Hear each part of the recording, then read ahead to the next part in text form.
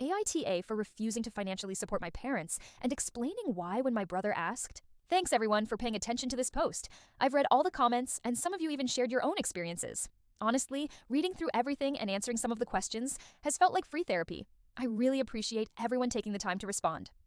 I, 38F, have been living in a different state from my family for over 10 years.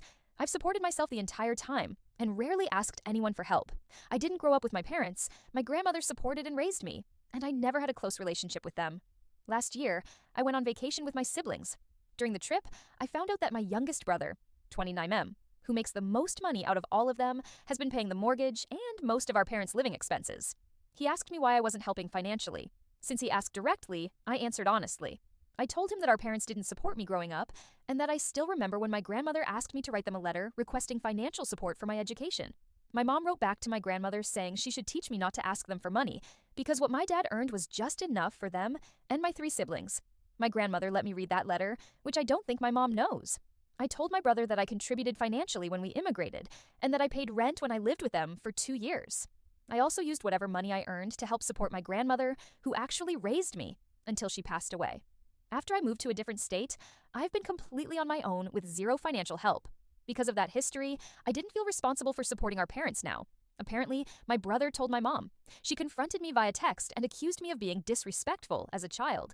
I explained my side and the experiences that shaped my feelings. She mentioned times she believes I was disrespectful, including verbal and physical conflicts. I explained that these incidents didn't happen in isolation and were often triggered by her actions, such as trying to persuade my grandmother to send me somewhere to dance for money or deliberately ruining my school uniform by putting soy sauce on it. I told her she had not treated me like a mother should when I was growing up. The conversation didn't go well, and afterward my mom stopped talking to me. Eventually, the rest of my family did too. Now I'm basically no contact with all of them. I feel like I told the truth and set a reasonable boundary, but somehow I'm the one who ended up alone. AITA for refusing to help financially and explaining my reasons when asked. Info. So just to clarify, my siblings paying most of my parents' mortgage isn't actually a hardship.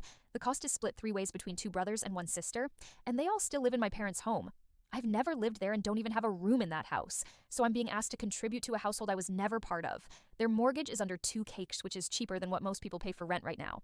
My siblings divide that amount based on income, my brother pays the most, and the other 2 split the rest. They also split utilities and groceries. My parents also receive fixed income from Social Security, which they use to travel back and forth between 2 countries. They're not struggling, they simply want to keep their same lifestyle without adjusting their spending. I'm married, and we don't have kids yet. My husband and I set up our finances, so either one of us could cover all household expenses alone if necessary. That's intentional for if I get pregnant, I'd be able to stop working for a while without financial issues. My parents and siblings see that stability and assume it means I have extra money to give them. Basically because my husband could support me.